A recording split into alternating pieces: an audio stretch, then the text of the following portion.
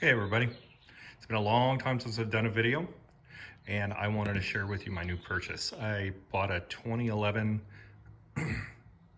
Camaro SS, 2SS.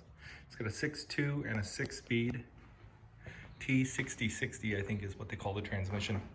I know nothing about this car at all, other than we bought it in Portland, drove it back to Spokane from Portland. It drove okay. It's fun to drive. And performance-wise, it's okay. It needs a lot of upgrades and whatnot to bring it up to the Challenger level. Certainly, the Challenger's quite a bit faster. But overall, this is a very fun car. And my wife took it out and cleaned it and washed it, and soon she's going to get it detailed. But I really liked this car. I'm kind of moving up from the old second gens over to the 5th gen. A little more bang for your buck. You can, with a little bit of upgrade, really make these cars perform really well, and for cheaper than you can build a 2nd gen. I'd really like to take this to the Silver State Classic Challenge near Ely, Nevada, and race it on the highway there. I think that'd be out effing standing. It'd be very cool. So that's what I purchased the car for, and I'm not gonna go wild with upgrades, just do a few things. It needs a lot of maintenance. It needs, brakes fixed. It needs front tires. The tires are mismatched. It needs thorough maintenance.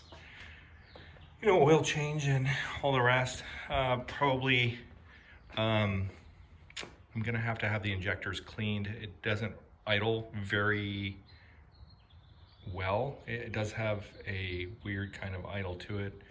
On the short list of upgrades is gonna be exhaust, certainly the brakes. And today what I'm doing is, I am trying to fix a problem. It's called in these 5th gens and even the 6th gens, some of the other GM cars that are manual transmission, they have what's called skip shift. And when you're in 1st gear, slow speed, it will make you skip shifts into 4th. I don't know why. Some people say that it's for emissions. I think it was just an engineering thought gone bad. So this car doesn't like to shift very well from 1st to 2nd, especially when it's cold and slow speeds. So I have a little piece of wire. It's a bypass wire. It's a pigtail, and it's called the skip shift eliminator. So I'm gonna put the car up on the hoist, and I'll shoot some video of me putting the skip shift eliminator in it, and then we'll go around the car in a little bit more detail. Okay, so it only took me 15 or 20 minutes to figure out how to get the thing up on the lift. But I got it up far enough I can walk under it, which is cool. So I went through the car and looked for leaks and anything that needed to be taken care of. This car is super clean. It has 103,000 miles on it. And, no maintenance has really been done to it, but nothing is really wrong with it, which is amazing. Exhaust is good. Here's right here's a big muffler. I want to get rid of that and put some performance mufflers on it. So yeah, it's super clean. I know that was a fast walk under, but here are the back brakes, big ridge. Somebody left the e-brake on and just roasted those rotors. But got to do brakes. The struts all the way around are factory, so probably replace those. I like the wheels, so I'll leave the wheels standard factory. So yeah, all in all, pretty cool car. I'll show you this Eliminator thing. So it's a plug that's right up here. I don't think you can see it, but it's right there. So you unplug it and you put the pigtail in and you plug it all back together. It gets rid of that skip shift thing, which is funky. So there you go. So I got this crazy skip shift eliminator put in. It's right there. It tricks the computer into thinking that, you know, whatever mode you're in, you don't have to lock out the second, third shift on the shifter. A lot of people eliminate these because it creates problems. And so I thought that initially the car might need a clutch, which is fine. You know, I could do a clutch. I have the skill and technology and tools to do it. But just getting online and starting to do research on the car, a lot of people have the same problem where you put it in first and the car's cold and you're going slow. You put it in first, you can't get it in a second, you can't get it in a third, but it'll go into fourth really well. So they do that little skip shift eliminator, tricks the computer into thinking that whatever, that you don't have to skip shifts. So in any event, I'm gonna pull it back down off the rack and go test drive it. Okay, quick walk around on this car. I guess he put some funky aftermarket grill on it. I like this stock grill, but Colleen said she kind of likes that grill. I think it's all right, you know, whatever.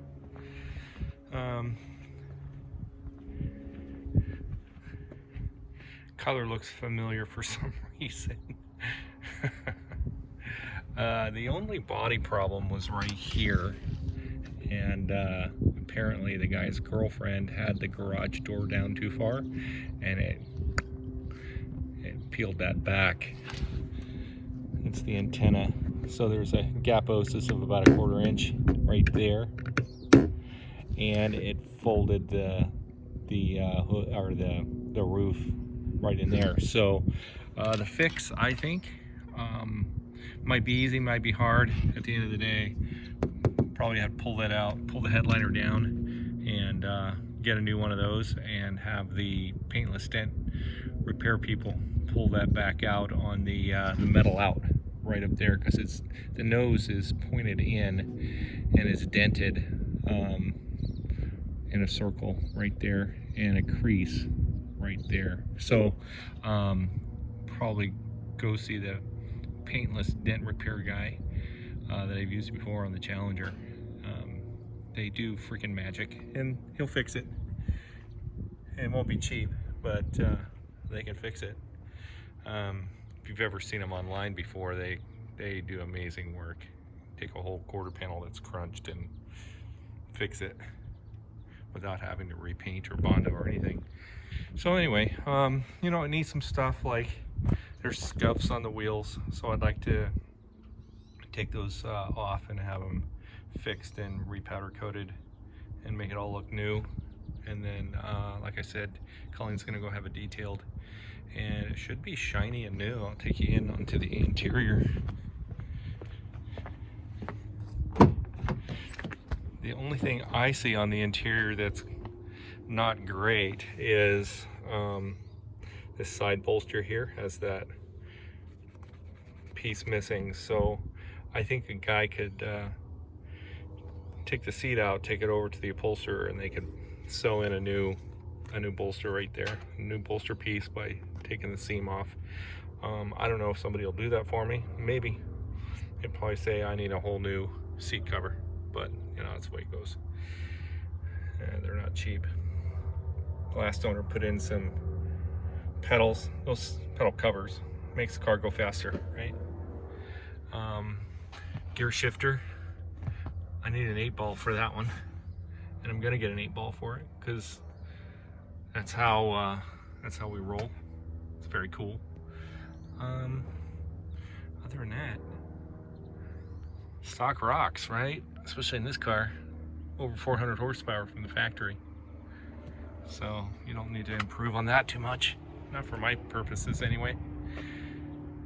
It would be cool to get it up over 500, but whatever. Here's under the hood. Pretty standard fare. Everybody always puts those K&N filter things on there. I could give a crap.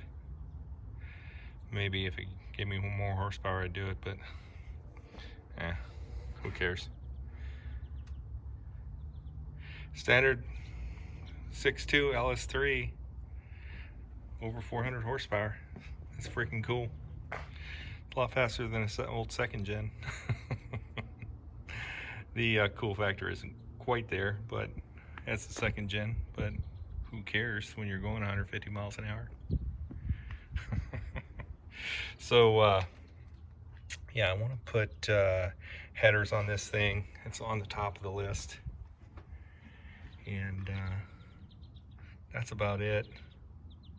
Just got to do some maintenance. Got to do the cabin filter. The thing smelled like a dirty foot when I first bought it.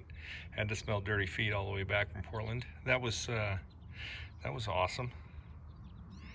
So need to change a brake fluid. That needs brakes really bad.